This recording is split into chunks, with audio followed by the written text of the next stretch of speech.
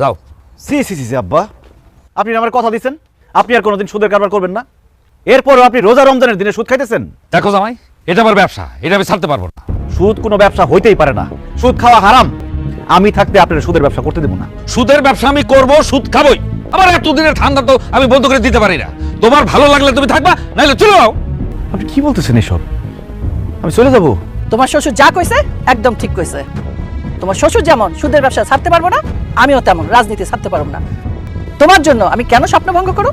আমার কত দিনের স্বপ্ন আমি মহিলা চেয়ারম্যান হব।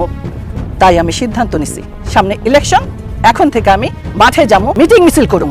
আব্বা, আম্মা, তোমরা যেহেতু তোমাকে কথা কই দিছো, তাহলে আমি আমার কথাটা কই। আমি আর আমার বউ এই রোজা টোজা রাখতে পারবো না। যে জিনিস অভ্যাস নাই ওই জিনিস কইরা আমি আমার শরীরটা তো নষ্ট করতে পারি না। সবাই তাদের মতামত জানাই দিচ্ছে, তুমি কি কিছু বলবা? আমি আর কি কমু, আমার বাবা মা ভাই ভাবি যা বলছে আমিও তাদের সাথে একমত। আমি দেশে এসে প্রথম যেদিন তোমার দেখছি সেদিনই আমি বুঝছি যে টেলিফোনে না যাই না শুই না বুঝা বিয়ে করে আমি ভুল করছি।